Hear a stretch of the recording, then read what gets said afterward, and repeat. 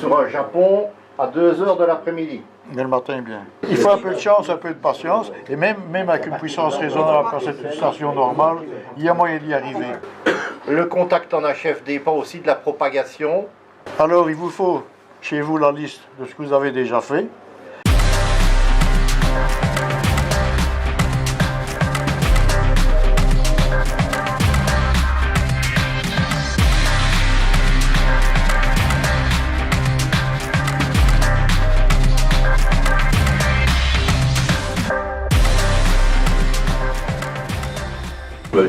Didier et moi, on va vous parler aujourd'hui, et peut-être Jean-Pierre, du trafic en HF. Selon votre licence, vous avez l'autorisation d'aller sur des bandes différentes. Les ON3, je crois qu'ils n'ont pas les WARC. Et donc le trafic en HF, c'est quelque chose de... On dirait que c'est facile de faire un contact et puis de passer à un autre QSE, un autre contact. Ce n'est pas évident. Ce n'est pas évident d'abord de pouvoir décoder un indicatif. Un indicatif, c'est donc qui détermine l'endroit, le pays, la région, le niveau de licence parfois du correspondant. L'azimut, oui, donc l'endroit forcément permet de décider, enfin de diriger plutôt son antenne vers la station que l'on écoute, et donc l'indicatif permet de savoir ça par le préfixe. Les préfixes, ce sont des ranges, des blocs de préfixes attribués par l'ITU pour les stations de chaque pays. En l'occurrence, en Belgique, c'est de N à T. Donc ce qui commence par N jusqu'au T. Et quand on dit le Z, c'est la dernière, la lettre après le chiffre. Donc toutes les stations dans le monde entier ont des préfixes qui leur sont attribués par l'autorité de régulation de leur pays, tenant compte des recommandations ou des plages d'indicatifs internationaux. Donc en Belgique, c'est ON jusqu'à OT. Le trafic en HF, il existe sous plusieurs manières, sur plusieurs modes. On trouve le mode actuellement, principalement, on trouve le morse, la phonie, le télétype RTTY, et alors les deux nouveaux modes, FT8 et FT4. Le contact en HF dépend aussi de la propagation qu'il y a sur les bandes HF et l'heure à laquelle on veut opérer une station sur une bande déterminée. La bande 40 mètres, par exemple, si vous le faites à, je sais pas, 13 heures, ce ne sera pas le même rendement que si on le fait à 20 heures ou 21 heures. Par contre, c'est l'inverse, enfin c'est l'inverse plus ou moins, pour le 28 mégas, où là, c'est inutile de faire du contact en phonie, je précise en phonie, à 9 heures du soir. Si vous le faites en FT8 ou en FT4, ça c'est possible de faire des contacts parce que la voix portée par l'onde n'a pas la même capacité, je vais dire, d'être entendue. Je n'entre pas dans les détails, d'être entendu chez un correspondant. Didier va vous expliquer avec des slides comment, en pratique, le trafic DX se fait. Je vais lui laisser la parole et j'interviendrai pour 2-3 trucs après.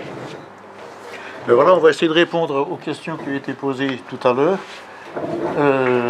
Paul a déjà résumé pas mal de choses, mais vous avez besoin d'outils indispensables, si vous voulez, comme il est marqué, arriver au 100 pays, le DXCC, et l'honor roll, c'est-à-dire les 300 pays actuels, moins 10. Ça ne se fait pas en un an, ça se fait en très longtemps. Au début des 80, je dis l'honor roll, je ne l'aurai jamais. Quand j'ai eu ma retraite il y a 15 ans, j'ai fait les comptes de ce qui traînait dans tous les logs, mais j'avais l'honor roll, j'en savais déjà rien. Mais ça ne s'attrape pas avec n'importe quoi, et on va vous décrire les meilleurs moyens d'avoir dans votre station les outils indispensables pour avancer relativement vite dans l'acquisition des pays. Il y a une cinquantaine d'années, on était parrainé par des vieux radioamateurs, des anciens du Congo belge, des OQ5. OQ5, c'était le préfixe du Congo belge, où on était parrainé aussi par des vieux radioamateurs qui avaient construit leur station, qui avaient un maître oscillateur, qui avait construit tous les étages de leur émetteur. Et de ce fait-là, on n'avait plus assisté à l'évolution de leur trafic et on était bien écollé. Vous connaissez les indicatifs, on connaît les heures d'ouverture, vous savez ce qu'il fallait faire et ne pas faire. Et aujourd'hui, on peut se rendre compte que, comme il a été évoqué tout à l'heure, il y a un peu d'anarchie sur les bandes. On ne respecte pas l'alphabet phonétique. On ne respecte pas le split quand il y a lieu. On appelle n'importe comment. On appelle même des stations qu'on n'entend pas, parce qu'on les a vues sur le cluster. Et il y a quelques années, ON4UN, notre regretté président, a écrit un excellent bouquin avec ON4 Whisky. Et ce bouquin, qui ne comporte que 75 pages, je pense qu'Albert l'a mis sur le site. Vous devez le lire parce qu'il résume la meilleure façon de travailler, ce qu'il faut faire et ce qu'il ne faut pas faire. Il résume pour toutes les bandes, pour tous les modes. Ça vaut la peine d'être lu. Il y a des pages qui ne vous intéresseront certainement pas, pour le satellite, pour le Moon Boons ou Dieu sait autre chose, mais ça résume tout. Ça résume tout pour la procédure à appliquer pour être propre sur l'air lorsque vous faites des QSO. Donc, comme j'ai dit, vous avez eu la chance de faire un examen facile, mais il y a un tas de sujets qui n'ont pas été abordés. C'est pour cela qu'on va vous les rappeler ou les souligner aujourd'hui. Donc, je ne sais pas, Sabir, tu mettras ça sur le site. Oui, donc on mettra ça sur le site, c'est un résumé. Donc, dans ce bouquin, à part le FT8, tout est décrit. Et il sera disponible, comme Albert l'a dit, sur le site. Voilà la première page du bouquin. C'est en PDF, 75 pages. Pour travailler facilement, comme il a été suggéré aussi, la plainte du manque d'informations, vous avez les infos en temps réel sur le cluster. Il défilait tout à l'heure sur le site ici. Sur le, oui, Paul, vas-y. Et sur le site de F5LEN, là aussi, il y a directement en ligne les infos DX. Donc là, vous avez l'annonceur. Vous avez l'annonceur, vous avez le node, ça n'a pas d'importance, la fréquence et le DX. Un commentaire, mais l'essentiel c'est vérifier l'annonceur, parce que si c'est un VK qui signale un japonais, ça ne vous intéressera certainement pas. Par contre, si c'est un allemand qui vous renseigne un DX intéressant, c'est toujours bon à prendre. Donc tout ça, par exemple, W7SW, il y a peut-être des choses que vous n'entendiez pas, le 9A3TR sur 21016, parce que c'est un américain qui l'annonce. Maintenant, DLC-JZ, là, qui annonce un VE3EJ, ben, il y a des choses que vous l'entendiez sur 28068. Donc tout ça vous permet d'avoir plus facile de trouver un contact. Et le revers de la médaille, c'est que vous ne faites pas l'effort de décoder l'indicatif. Vous l'avez devant vous, vous ne faites pas l'effort. Enfin, il faut essayer quand même de l'écouter. Ici, vous voyez un Autrichien OE6 qui est connecté à un cluster au Brésil, qui entend VK9CVG, qui est Cocos Link. C'est un DX. Et c'est un DX, sur 14260, en phonie, forcément. Il y a des concours, les SOTA sont signalés, les Flora-Fauna, toutes les activités un peu particulières. Là, pour ça, c'est intéressant. Mais il y a beaucoup trop de spots qui n'intéressent personne. Et les commentaires aussi sont superflus. Et tu as des concours tous les week-ends. Hein? Oui, donc, pour revenir aux infos, pour les activités futures, vous pouvez les avoir en mail en s'inscrivant sur l'UBA.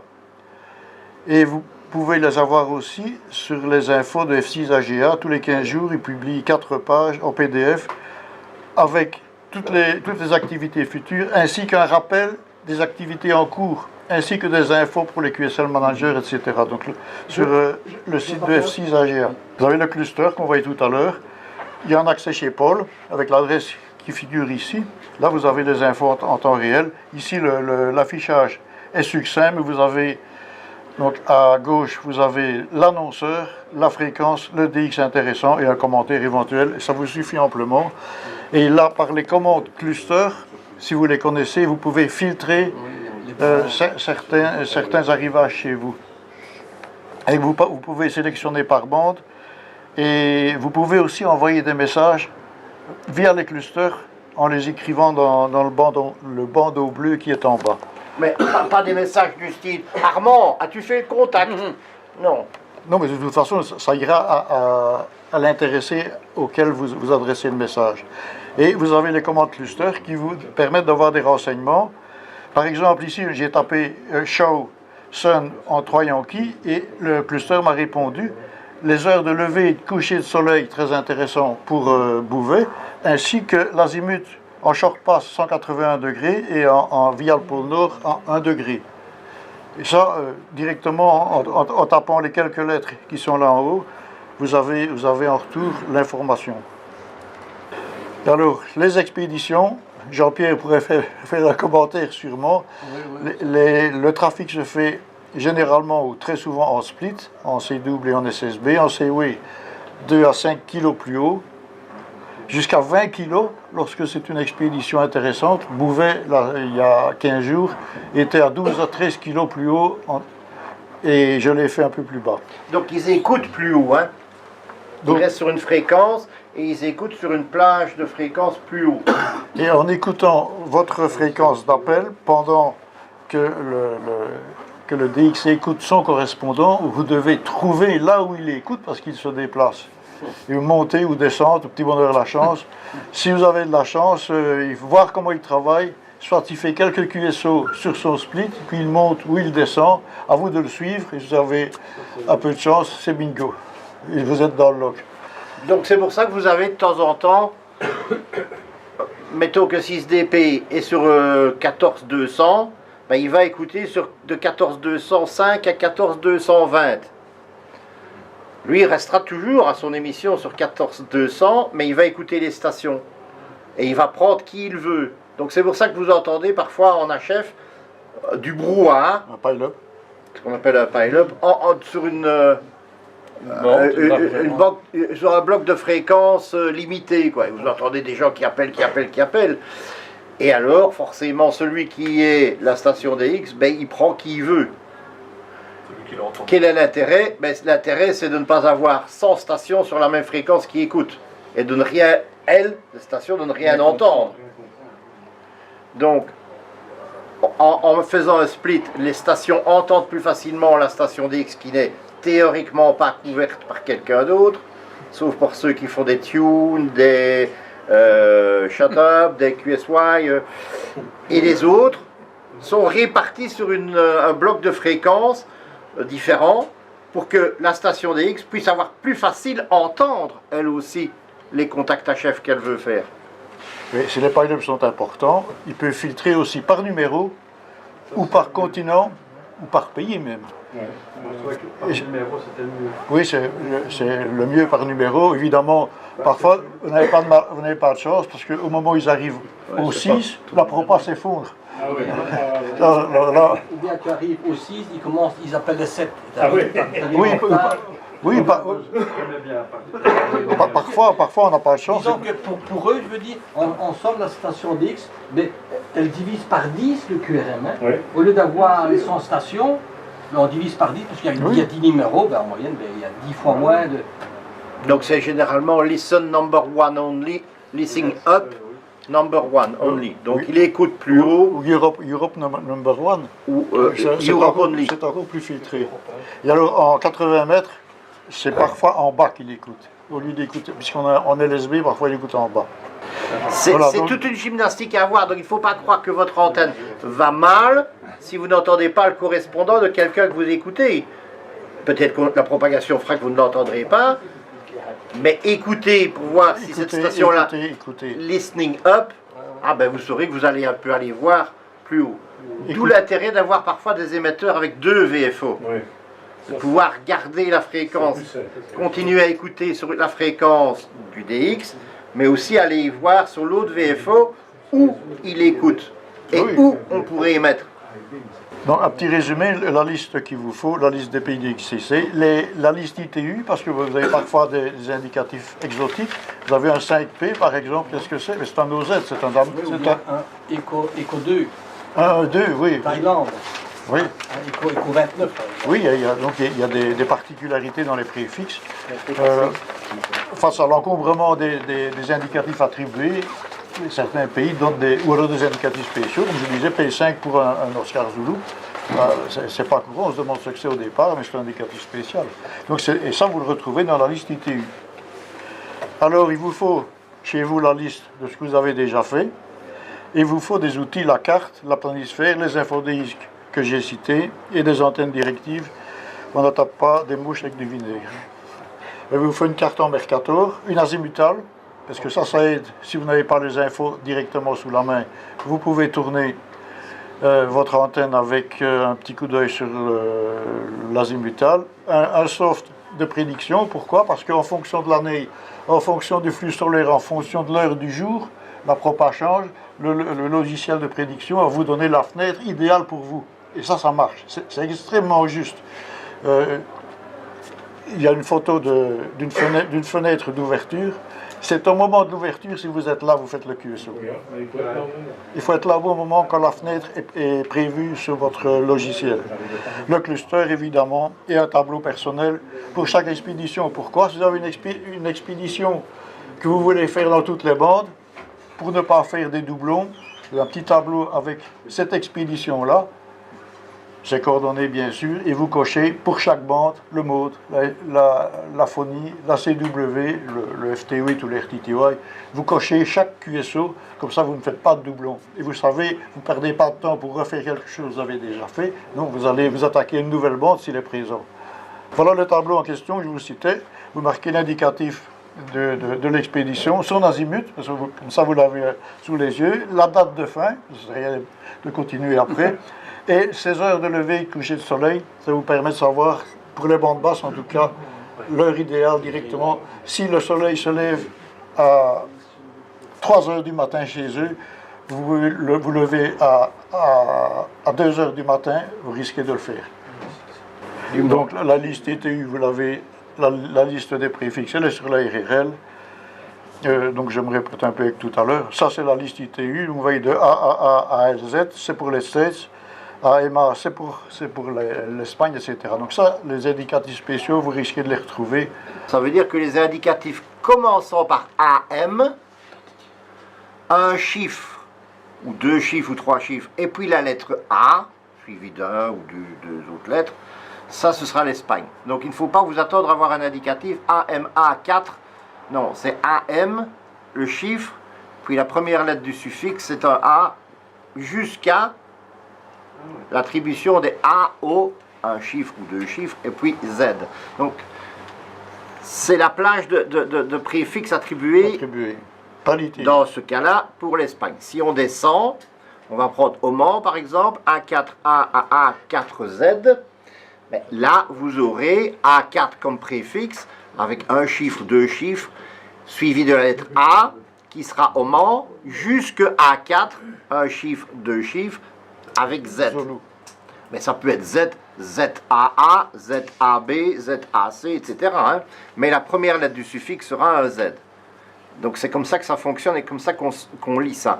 AXA à AXZ, AX, le préfixe AX, ce sera l'Australie, avec un chiffre, 2 chiffres, 3 chiffres, et puis la première lettre du suffixe, un A, et ainsi de suite, jusqu'à AX, un chiffre, 2 chiffres, 3 chiffres, Z, ZA, ZAA, etc.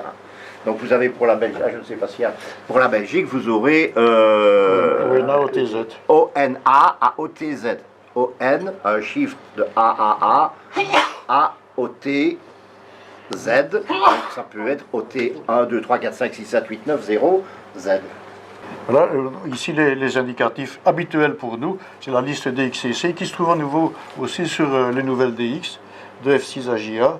Là vous avez les références, continent, zone ITU, zone OAS, zone ITU, les préfixes habituels pour nous, et là vous pouvez cocher ce que vous avez fait et vous pouvez voir également ce qu'il vous manque.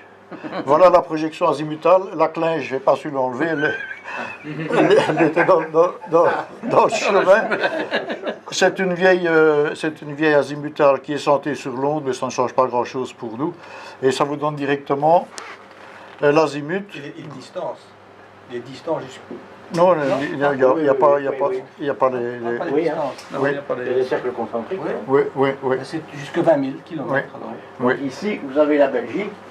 Ne croyez pas que les États-Unis, vous allez le faire à l'ouest. Hein. Non, Vous 310. allez 300, alors, 310. vous allez le faire à 310. Oui, l'Alaska par exemple. Mais l'Alaska, vous allez le faire à 360. Il est au pôle Nord, 350, l'Alaska, hein. pour vous. Et pas on se dit bien souvent les États-Unis. C'est comme le l'ouest. Japon. Si on regarde une carte plane, le Japon, il est à l'est. Mais en réalité, il est à 30 degrés, ou 35. Oui, le Japon est là, évidemment. On nous a menti. Alors, on ne vous a pas menti. Par rapport à nous. On ne vous a pas menti. Et ça s'appelle le short pass en radioamateur. Ouais. Donc pour le Japon, il est là. 310. Donc ça, c'est le short pass. Qu'est-ce que c'est le long pass? Ben, tout simplement, c'est la distance la plus longue pour atteindre le Japon dans ce cas-ci. Mais le long pass, ça passe par là. Comme la Terre est ronde, ben, ça repasse dans l'autre sens. On revient donc là et on arrive là. Ça, c'est le long pass. Donc le chemin le plus long, le chemin le plus court, ben, forcément, c'est systématiquement la distance la plus courte. Au 31 000. On vous explique ça parce que ça a une importance au niveau de l'heure et l'endroit que vous voulez contacter. Vous ne ferez jamais un long pass sur un Japon à 2 heures de l'après-midi. Mais le matin, bien. Mais le matin, bien. Et ce qu'il arrive parfois, vous orientez long pass pour le Japon, donc vers le sud-ouest. Là, il y a un Espagnol qui appelle aussi. Et si vous retournez vers le nord-ouest, vous avez l'Espagnol qui arrive, qui a fait le tour de la Terre et qui revient et qui vous fait un écho avec ce que vous entendez par l'arrière de l'angle. Oui, hein. Et quel est l'avantage du long pass? Et il y a parfois que ça passe mieux par le long pass. Oui, carrément. Ah oui, tout à Et il y a fait. des fois où tu entends une modulation légèrement métallique. Aurora, Voilà.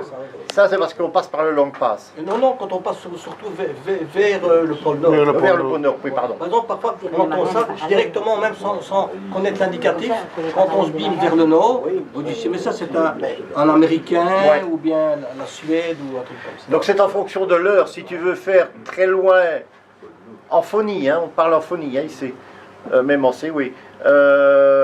Si tu veux faire le Japon ou tout ce qui est loin de ce côté-là, ben, le matin, ben, il vaut mieux aller en longue passe. 8-9 heures le matin, Oui. en 20 mètres. Mais ne fais jamais...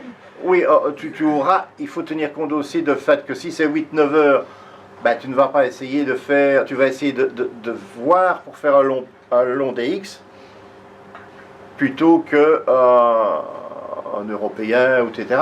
Parce que l'européen, tu le feras à 11 heures, tu le feras à midi, à 13 heures, ce que peut-être le japonais en longue passe ne fera plus, quoi.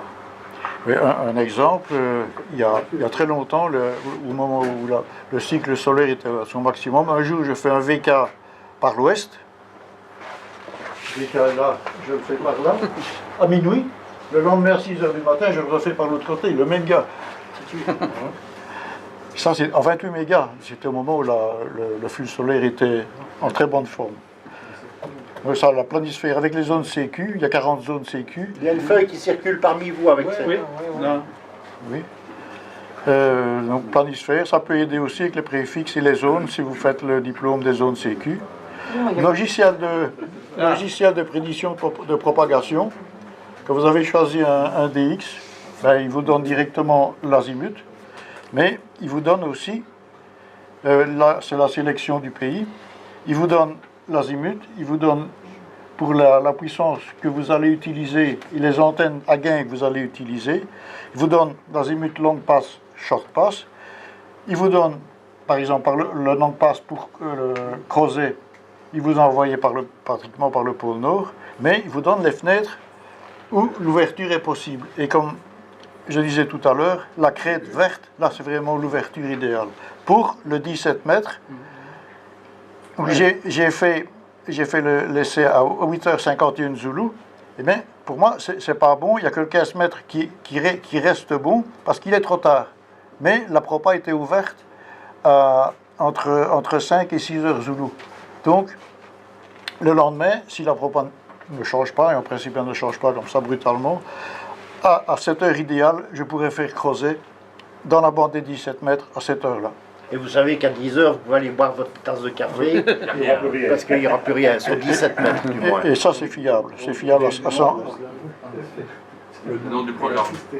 ACE-HF. ACE-HF. Dans votre station, pour toutes les bandes, vous devez avoir un tableau avec tous les réglages rapides de vos appareils. Le PA, évidemment, et le coupleur, si c'est nécessaire. Puis là, c'est un rappel. En digital, la même chose quand c'est double, split, en général 2 à 5 kg plus haut. En FT8, les expéditions sont en Fox Mode. Là, il faudra prendre le logiciel en main. Les expéditions en Fox Mode travaillent tout à fait différemment du trafic classique, dans le sens que lorsque la station DX vous prend, elle vous ramène sur sa fréquence et elle vous répond un peu plus haut qu'elle n'était, et vous allez répondre sur ce shift-là. Donc tout ça est piloté par le logiciel FT8 en mode expédition, en Fox Mode. Ça, c'est à prendre en main. Et en plus, ce sont généralement sur des fréquences qui sont décalées par rapport aux fréquences standards de FT8. Alors, c'est de la radio sans être de la radio. Moi, je peux faire du FT8 en cliquant sur ma souris pendant 2 heures comme ça. Oui. C'est tout. Je ne parle pas, je ne manipule que ma souris, sachant que le log est connecté avec le programme et que tout est envoyé dans le log une fois que le contact est fait, en automatique. Envoyé sur IQSL, sur LTW. Oui, donc ça c'est à découvrir pour... C'est à découvrir dans la pratique. C'est un mode impersonnel, mais c'est un mode qui est très prisé, très fort.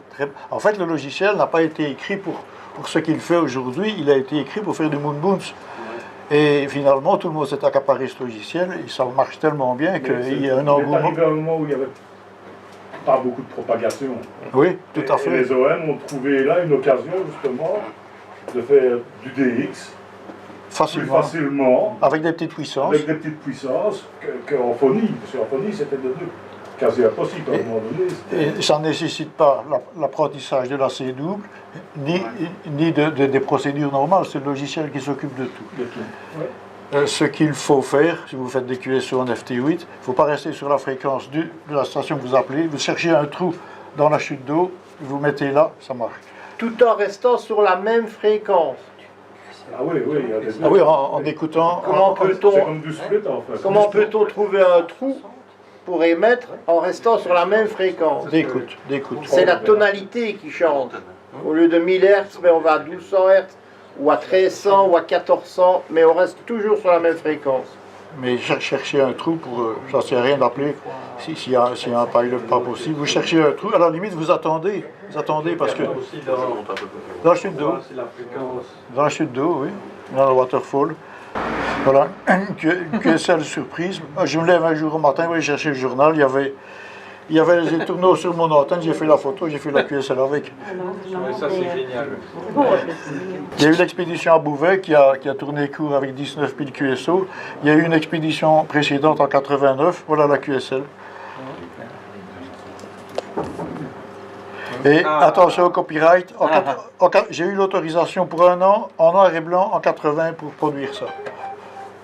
Pour les QSL, le Lot of the World, évidemment, à découvrir. Vous balancez votre log, après vous êtes inscrit sur ce site-là, et si vos QSO matchent avec d'autres QSO qui ont été balancés dessus aussi, c'est validé et de là vous pouvez valider vos diplômes sans envoyer les cartes comme on le faisait précédemment à la RRL ou chez Egbert ou N4KS qui les validait en fonction d'une liste que vous aviez envoyée à la RRL.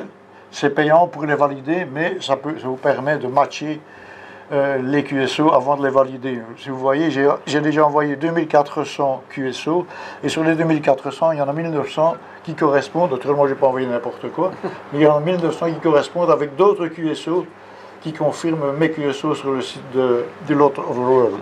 Et c'est la même chose que si on avait confirmé par carte QSL, sauf qu'on n'a pas le plaisir d'avoir une belle carte Oui. en retour. Et ça vous permet, lorsque vous validez vos cartes, vous les associez à un diplôme sur le site de la RRL, ça vous permet d'avoir votre situation DXCC par bande, par mode. Et comme je disais, l'Honor Roll, c'est les 340 pays, là il y en a 338. Il y en a 346 contactés, pourquoi? Parce qu'il y a l'ancienne Allemagne de l'Est, il y a l'ancienne Tchécoslovaquie, il y a l'ancienne Yougoslavie, c'est tous ces pays-là qui sont abandonnés, qui ont été remplacés par d'autres, et pour lesquels il a fallu à nouveau refaire les QSO. Mais donc il y en a plus de contactés qu'actuellement actifs, mais ils ont été contactés, ils ont été comptabilisés. Donc ça s'appelle LOTW, Lock of the World. Alors, si vous êtes intéressé à vous inscrire, je veux bien vous aider à configurer, parce que vous allez peut-être poser la question de dire mais comment sait-on que c'est vraiment moi qui l'ai envoyé et pas quelqu'un d'autre? Ben, tout simplement parce qu'il y a des codes de sécurité informatique. Mot de passe, etc. Il y a un fichier que tu dois avoir sur ton ordinateur. Voilà, Oui. ça. Oui, ça permet donc de valider les diplômes. Ici, le WAS 160. Il y a 40 zones. Jean-Pierre les a toutes. Moi, j'en ai 36. Et voilà les 36 zones contactées en 160 mètres. Autre fichier intéressant, les fichiers ADIF. Tous les logiciels de log qui contestent génèrent un fichier ADIF qui reprend toutes les coordonnées du QSO. Et c'est un format international. C'est un format un peu compliqué parce que chaque champ de chaque enregistrement est précédé de sa correspondance universelle, je vais dire. Donc, on va voir ça plus loin. Voilà un extrait du log en test. Vous avez call, mais le call, donc le call plus le nombre de caractères. Et chaque champ est défini par ses caractéristiques avant d'exister. Donc ça permet à tous les logiciels qui savent décortiquer ce style de fichier-là d'être compatibles. Et tous les logiciels de log, de contest ou de log classique dans votre machine peuvent générer ces fichiers ADIF. De toute façon, les coordonnées des infos du QSO peuvent se réduire à la plus simple expression, et à ce moment-là, c'est tout à fait compatible dans différents serveurs. Reviens en arrière. Oui, je vais essayer, voilà. Voilà. Donc là, le call du correspondant en 4 lettres, c'est NF3R.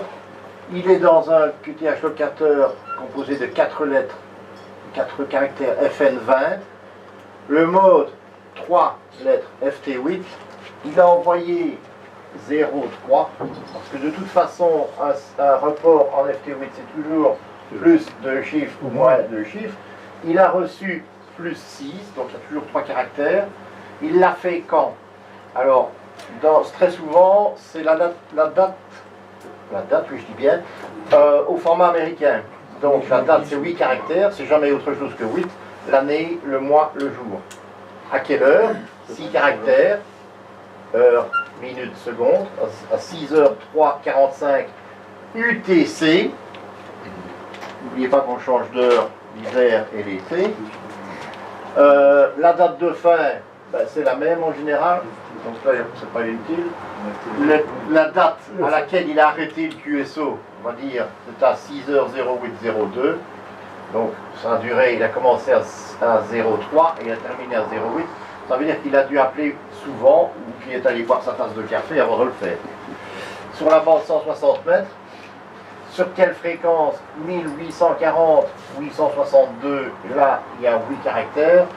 Et c'est qui l'a fait? Ben, c'est ON6YH. Pourquoi est-ce qu'on met ça? Parce que dans le même fichier ADIF, on peut avoir plusieurs indicatifs. Et alors, il triera lui-même en fonction de l'indicatif. Donc, systématiquement, il le fait avec son indicatif lié au N6YH. Donc, ça, c'est un QSO. Voilà. Ça, c'est un QSO dans la diff. Ça, ce sera également un QSO. Et ça, ce sera également un QSO. Donc là, il y a 3 QSO qui sont mis dans un fichier ADIF. Et alors, il le reconnaît comme étant le programme ADIF Master dans la version 2.9. Et le fichier a été fait le 20 janvier 2020. Voilà l'identification de ce fichier. Alors pour travailler dans ces fichiers ADIF, il y a un logiciel très bien fait par un russe qui est ADIF Master. Vous avez le site internet et ce fichier vous donne directement un tableau qui est compatible en Excel. Vous pouvez le sauver en CSV et de là vous faites tout ce que vous voulez avec votre fichier, avec votre log. Vous pouvez à partir de là, évidemment si vous n'avez pas le lien sur votre logiciel de log, vous pouvez générer des étiquettes, vous pouvez faire tout ce que vous voulez avec ça. Très utile ce logiciel et très pratique. Vous pouvez sélectionner une partie, vous pouvez supprimer des champs, vous pouvez faire tout ce que... Vous pouvez éditer aussi, si vous vous rendez compte que dans votre log il y a une erreur qui a été faite sur l'indicatif, vous pouvez passer par là, corriger l'indicatif, ce qui n'est pas toujours facile dans certains logiciels. Alors les diplômes, vous avez le DXCC, 100 pays, ici c'est en 160 mètres. Le 5 bandes DXCC qui a encore la cote, je ne pense pas, c'est dans les années 80, les 5 bandes de base, 100 pays dans chaque bande. Le 160 WAS, les 40 zones CQ en WAS, à partir de 30. Oui. De 30. Oui, donc ici il y a 36 zones sur les 40 en 160 mètres. L'honor roll, dont j'ai parlé au début, et le WAS, donc tous les États des États-Unis, c'était en 91, en CW. Voilà, un rapide survol. Alors,